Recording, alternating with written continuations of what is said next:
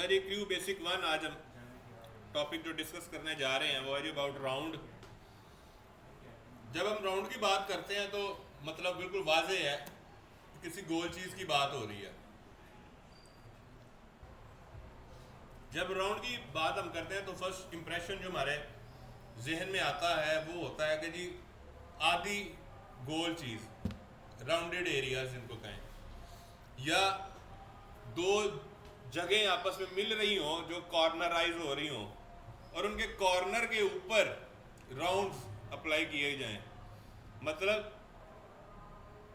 हम एक टेम्पो के साथ गुजर रहे हों, गली हमारी इस तरह की सनूयत की है, एक सीधी गली है, वहां से लेफ्ट होना तो वो इस तरह की है, तो हम 20 की स्पीड से आ रहे हैं तो 20 की स्पीड पे कभी भी मुड़ नहीं सकते। हम क्या करेंगे? रुकेंगे, ब्रेक लगाएंगे, स्लो बिल्कुल करेंगे, फिर मोड़ काट के निकल जाएंगे।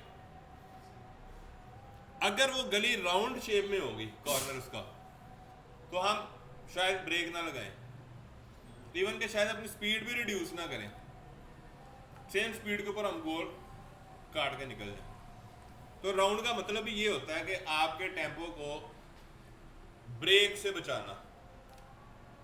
कोई भी ऐसी चीज जो राउंड में है वो आपके टेम्पो को ब्रेक से बचाती है, आपके रिदम को ब्रेक से बचाती है। आप एक रिदम के ऊपर ट्रैवल कर रहे होते हैं, ठीक है। शायद आपको याद हो जब हमने ड्राफ्टिंग के सेमेस्टर में सेट स्केयर का काम या सेट स्केयर का एक लेक्चर लिया था, तो उसमें हमने पिकॉर का जो काम देखा था उसमें हमने एक फॉर्मूला पढ़ा था, R multiply by 2 is equal to dia. याद है कि नहीं? पढ़ा होगा, चेक करना कॉपी जाके। आर मल्टीप्लाई बाय 2 इसका मतलब रेडियस या राउंड जरब 2 बराबर होता है डाय के, डाया तकसीम 2 बराबर होता है आर के। मतलब ये होता है कि जी जो आर है वो डाय का हाफ है और जो डाया है वो राउंड का 2 टाइम है। 2 बार आर होगा तो एक डाया बनता है। बात समझ में आई है? एक फुल गोल मून, फुल मून सर्कल है ना, उसको मैं इस तरह सेंटर से काट देता हूं। अब हाफ मून रह गया, आधा रह गया। जैसे गेंद सेंटर से काट दूं, पूरी गेंद का डाया बाहर से मैं देखा पैमाइश ली, वो 100 मिलीमीटर का था। आधा काटा तो कितना रह गया? 50 मिलीमीटर का रह गया। अब 50 मिलीमीटर जो है ना, वो 50 उसका आर है, 100 उसका डाया था। इसका मतलब अगर 2 आर होंगे तो एक डाया बनेगा। समझ आ रही है? और आर डाय को तकसीम 2 करेंगे तो आर बन जाएगा। जाहिर है ना, डाया 100 है ना, गेंद पूरा तकसीम 2, 2 पीस कर दिए तो 2 पीस हो गए, इसका मतलब 2 आर बन गए। अच्छा जी, यहाँ पे हम एक छोटी सी एक्सरसाइज करते हैं। मैं सिंपली एक एक्सट्रूड ड्रा कर रहा हूँ यहाँ पे, जिसके ऊपर हम राउंड को अप्लाई कर देंगे। सिंपल सा एक रेक्टेंगल मैंने यहाँ पे स्क्वायर, सॉरी रेक्टेंगल यहाँ पे मैंने एक ड्रॉ कर लिया। मेरे पास ये राउंड की कमांड है जो डिपेंडेड है। अगर मैं इस फीचर को बंद करूंगा तो देखें ये राउंड हाइड हो गया। जैसे मैंने एक्सट्रूड को ऑन किया, हाईलाइट हो गया। इसका मतलब ये डिपेंडेड है। अब डिपेंडेड और इंडिपेंडेंट का शायद मैंने आपको पहले बताया हो, नहीं बताया, ब्रीफ कर देता हूँ। 2 तरह के पैनल हैं या 2 तरह की कमांड्स हमारे पास क्रू में मौजूद होती हैं।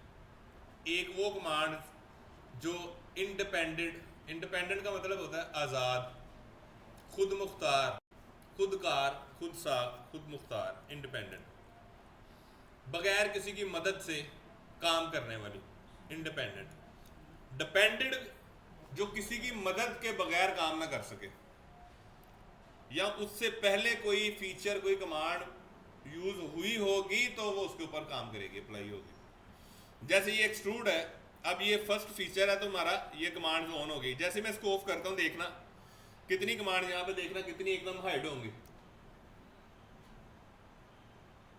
काफी ज्यादा कमांड हाइड होगी हमारी। Hole, round, chamfer, draft, shell, rib, फिर यहाँ पे mirror, trim, merge, intersect, offset, extend, thickness, solidify, काफी कमांड हाइड हो गई।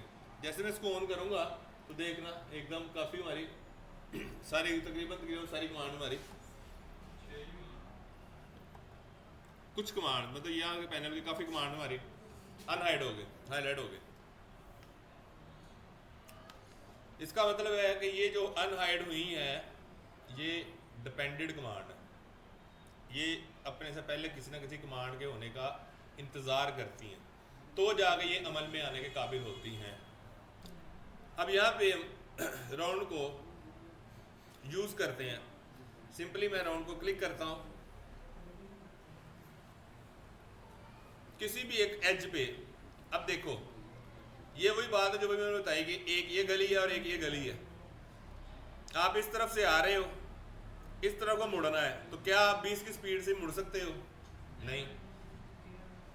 क्या करना है, अगर मैं इस एज को शार्पनेस खत्म कर दूं यहाँ पे, तो मैं क्या करता हूँ इस एज पे, जैसे मैं देखो ये दोनों तरफ पूरा पूरा सरफेस सिलेक्ट कर रहा है ना, अगर मैं इसके सेंटर पे ले आऊँ तो यहाँ पे एक सिर्फ एज सिलेक्ट कर रहा है। मैं अगर इस एज के ऊपर बस क्लिक करूंगा सिंपल, तो देखो यहाँ पे उसने राउंड ऐड कर दिया, उस एज को राउंडेड एरिया में ले आया।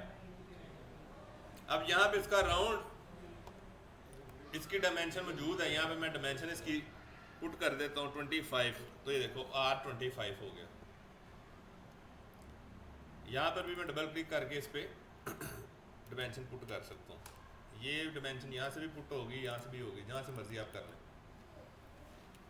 ये 50 हो गया। इवन के मैं इसको मज़ीद यहाँ से पकड़ के जिस तरह मर्जी खाएँ इसको, देन ओके।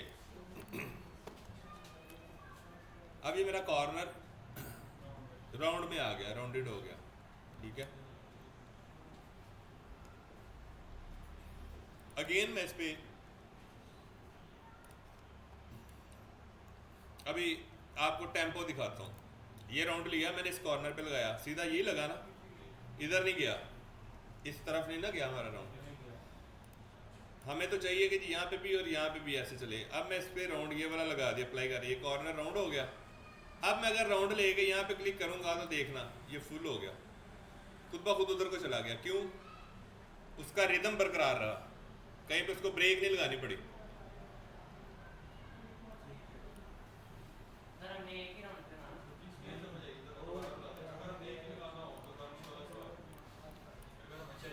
तो ये वाला ना लगाओ, हाँ ये लगा दो। हाँ इधर इधर यहाँ, हाँ तो यहाँ पे भी कंट्रोल दबा के यहाँ पे क्लिक कर दो, यहाँ भी लग जाएगा। लेकिन वो सिंगल राउंड नहीं ना लगा, आपकी 2 बाउंड्रीज हो गई। इसका मतलब यहाँ पे टेम्पो की कमी है। मैं इसको ओके कर देता हूँ। अब ये इस तरह की शेप होगी। अगेन मुझे यहाँ पे भी फिर राउंड लगा के इसको पैच करना पड़ेगा। इस पे लगाऊंगा, अब उसने इसको कॉर्नराइज कर दिया, ये पोजीशन आ गई।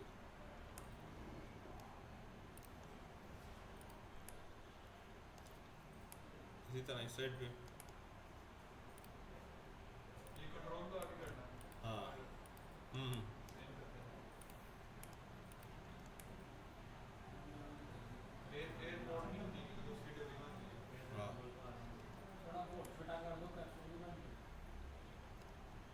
बात समझ में आई है? ठीक है, कोई सवाल?